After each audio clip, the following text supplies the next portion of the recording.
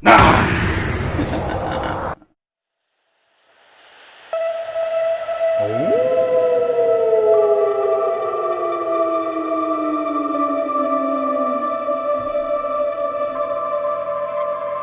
everyone, this is Everything Horror, where we love to talk about everything horror. And in this video, we are going to talk about Fear Farm Phoenix. Fear Farm has been a staple attraction out here in Arizona for the past 2 decades. It is one of the best attractions out in Arizona and one of the longest running. So how did it fare in 2020? Let's talk about that. So like I said, Fear Farm has been around for the past 2 decades. That is a long time. And for most of those years, it's been great. Now, for the past 6 or 7 years, it has been taken over by 13th Floor Entertainment Group. And I think it started back in 2015 when it started to implement their own ideals, their own costumes, designs, and toning down the demographic. Before, Fear Farm was more of, I wouldn't say extreme, but it was pretty intense. And over the years, it has been toned down a bit, but it's still a great attraction. Every year it manages to capture that Halloween spirit, that Halloween feel. And this is the first year where it doesn't capture that, but it's not their fault because we are in a new normal, a new world with the coronavirus. This thing has ravaged our country.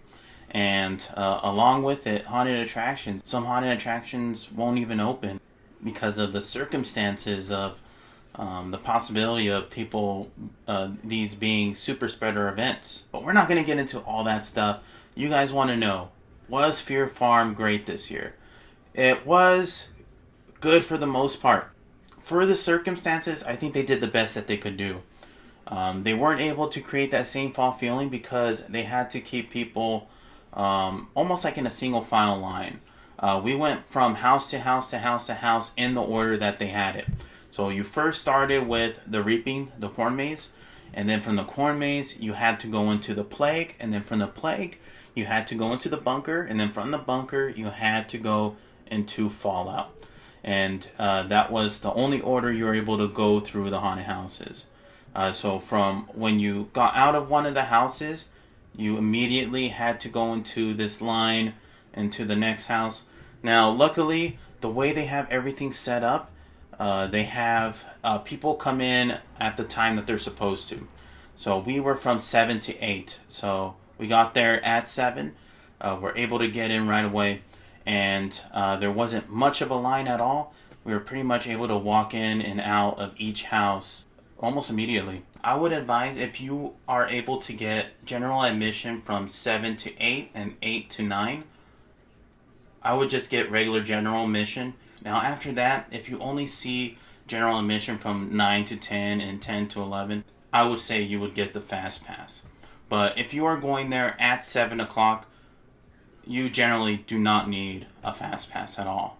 We were able to go through each house almost immediately. Now this year, because of COVID, they didn't have the carnival games, the food, all that stuff. They didn't have any of that stuff. So it did affect the overall experience from before. Whenever you walked into Fear Farm, there was the atmosphere, the fog in the air, the hay, the smell of the dirt, all of the carnival games. It had that fall festival feel. And unfortunately, because of everything that's going on, they weren't able to have that. And that's not their fault at all. Let's talk about each house. First off, you start off with the reaping, which is the corn maze, which I think is very well done. Corn mazes are creepy, especially at night, and trying to figure out what route to take just adds to the mind game. And they also have actors in the corn, so it just makes it even more horrifying. And me almost breaking my ankle was absolutely terrifying as well. Overall, I love the corn maze. I love that they have incorporated it into Fear Farm. The past couple of years, they didn't have it until last year. They finally did the haunted corn maze again. I absolutely loved it last year, and I love it this year. Next up was the plague. The plague was my favorite house out of all the houses this year. It had the best scares. There is an awesome scare in the beginning that I absolutely love. There was a cemetery scene that is beautiful. There's some mausoleums that look amazing. The set design is awesome. I love that area. I absolutely love the design of this attraction. Next up is the bunker. The bunker was my favorite before, but last year it wasn't as great. This year it has stepped up its game. The actors were really good. The lighting, the fog, the atmosphere is great in this attraction. The only thing is some of the costume design for the aliens are kind of goofy and not very scary. I really liked the aliens that they had before. They were very creepy looking, almost Ridley Scott's Alien-esque, but more like the Grey's alien look. But this time around, they decided to go more like a nymph kind of alien look. I didn't like those costume designs, but everything else I really liked about the bunker. The bunker also has the most depth out of all of the haunted houses. It has a lot of bridges, a lot of stuff that you have to go over. I like that element within the house, so it's a lot more fun in that aspect. And then last but not least is Fallout.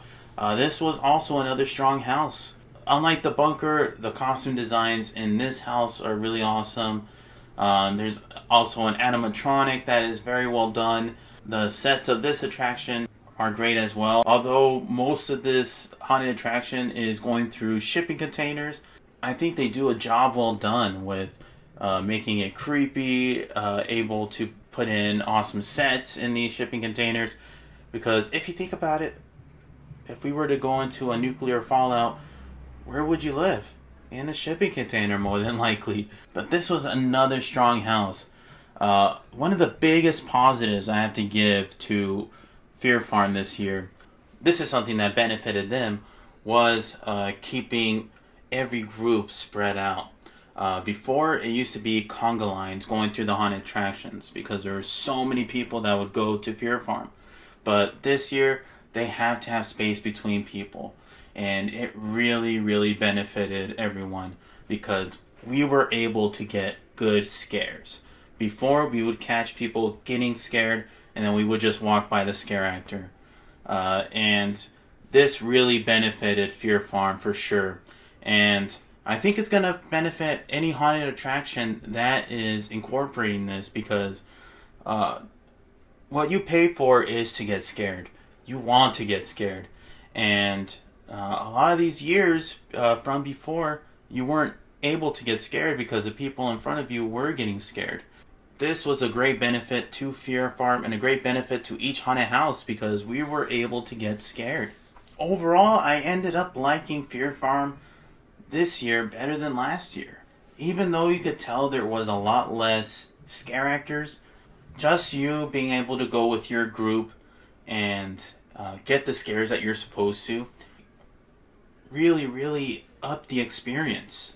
Fear Farm was great this year. Even though it lacked the atmosphere as past Fear Farms, it surely made up for it with the haunted attractions and the scares that you get. Even though you get less attractions, I actually had a lot more fun this year. Just know you are taking a risk going to a haunted attraction. So with that in mind, know that you have to sign a waiver whenever you purchase tickets. Know that you have to wear a mask going through every attraction. And also know that you have to stay 6 feet and there is hand sanitation stations all over Fear Farm. So out of any year, if you're looking for a Halloween experience with a year that has definitely lacked that, I say go to Fear Farm. I'm going to go check out 13th Floor later on this week, and I'll definitely let you guys know if it is indeed worth it to go to that haunted attraction. Anyways, I hope you guys like this review. I hope you guys like this video. And if you are new here, please subscribe and please leave a like on this video. Anyways, this is Everything Horror, where we love to talk about everything horror. Take care, peeps.